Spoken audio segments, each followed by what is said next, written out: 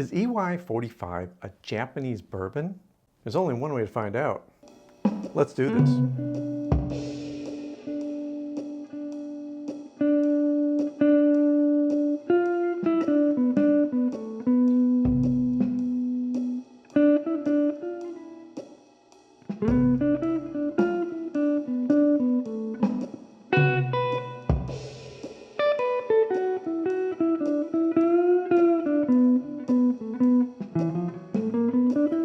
Welcome to Whisky Riffs. I'm Kevin, and the last time I tried the EY 45 whiskey from Mars, I was doing an advent calendar, and I've got some links to the various episodes that it was in. I did a day 9 tasting of this, and it was a blind tasting, and it was the little 50 milliliter bottles. And then I did a shootout of what are my favorite of all the 24 bottles that I tasted during the advent calendar. And this made it into the top second round of the shootout to see if I could pick my top 6 whiskeys out of that batch. If you want to see an amusing effort by me to drink over 40 sips of whiskey in a single recording period, go ahead and check it out. Like I said, the links are below. So I'm really interested in getting a decent taste of this instead of being stingy with a 50 milliliter bottle. We got a full 750 milliliters here, and so I'm gonna do a healthy pour and get a really good taste of this whiskey and see what we find out. Now, don't be put off by screw tops. There's nothing wrong with a screw top on a whiskey bottle.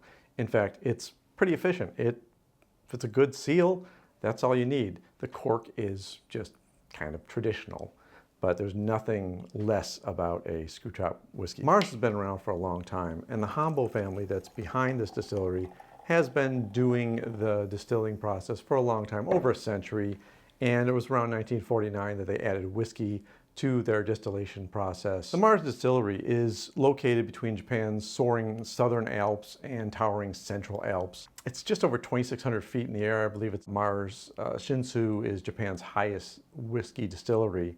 The flavors that you get out of this whiskey are going to be affected by that. They chose this cool climate for a slower maturation and plenty of really crisp, clean water fed by the mountains. You can't beat a good water source for a great whiskey, which is why a lot of distilleries in Scotland are located in the Speyside section of Highlands, because the Spey River, it's a great source of water.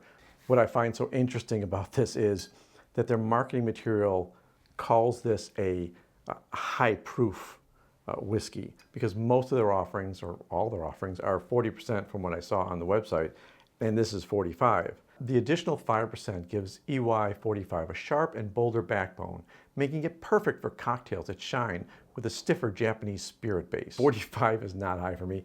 I'm used to cask strength whiskeys, so when I see 45, I'm thinking, it's a little light. I like at least 46. But for Japanese drinkers, this is considered more strength, more power, more boldness, so you can make mixed drinks with it, and that's what this was designed for. Flavor says that this is as close as you come to a bourbon in Japan, and that's a lot to do with the mash bill on it.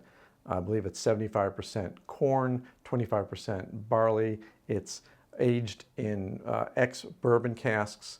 So that's a pretty strong American influence on a Japanese whiskey. Let's go ahead and dip into this glass and see what we find. Same as when I was doing the tasting before, just a lot more to really enjoy here with a fuller glass. It's very fruit forward. Some very light fruits, maybe some pear notes in there. Also getting cherries and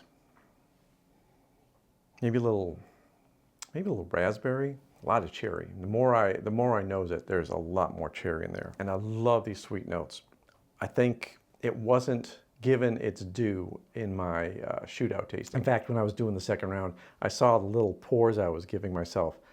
I'm surprised I could taste anything at all. Of course, I'd already drank 30 or so sips of whiskey.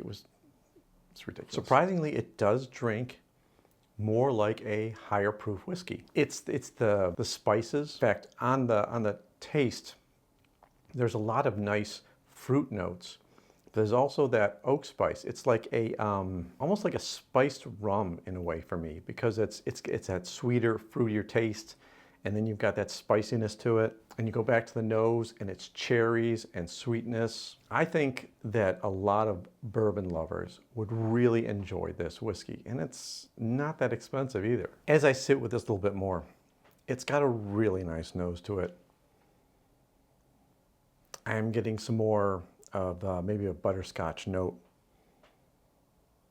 As the cherries kind of dissipate, the more I let it breathe, the more differences I'm getting in the nosing of it.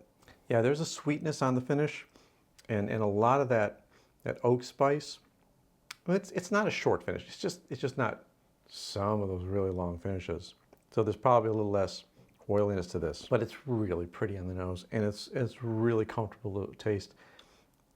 I would say that it's pretty close to a bourbon. I think the corn dominance in the mash is really giving that flavor profile to this. It's a comfortable drink.